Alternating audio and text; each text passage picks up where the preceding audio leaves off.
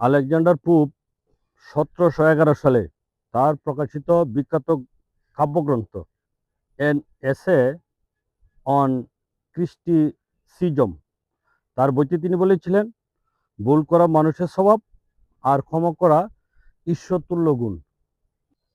আপনি কি কখনো ভেবে দেখেছেন এই ছোট্ট একটি পেন্সিল আমাদের আস্থা জীবনটা সম্পর্কে কত বড় একটা সত্য শিখিয়ে যায়?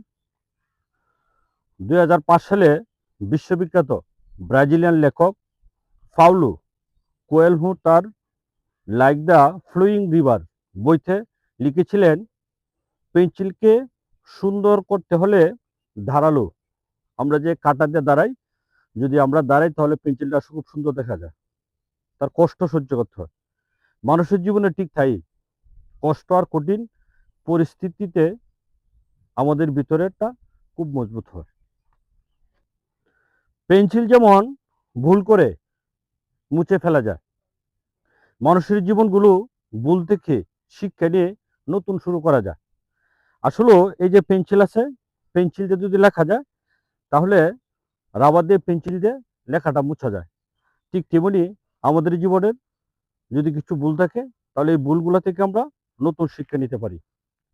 এই যে পেন্সিলটা দেখছেন, বাহিরে সৌন্দর্য নয়, ভিতরে যে তার এই যে গ্রাফাইটটা দেখতে পাচ্ছেন, মানে আমরা যেটাতে লিখি, এইটাই আসল।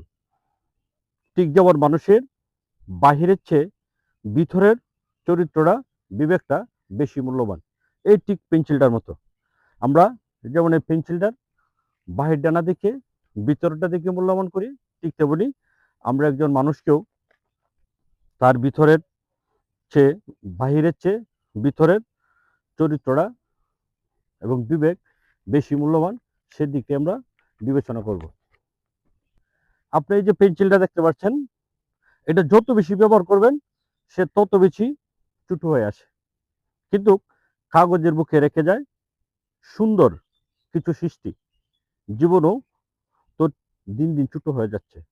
আপনি আপনার কর্ম দিয়ে কিছু লিখে যাচ্ছেন, আপনার কমেন্ট বক্সে এসে মূল্যবান মন্তব্য জানাবেন।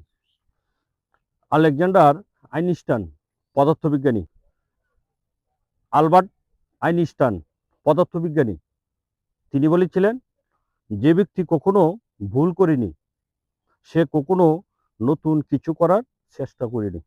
প্রিয় ভিউয়ার্স, আমার ভিডিওটি যদি ভালো লাগে থাকে তাহলে অবশ্যই আপনার প্রিয়জনের সাথে লাইক, শেয়ার, কমেন্ট করবেন।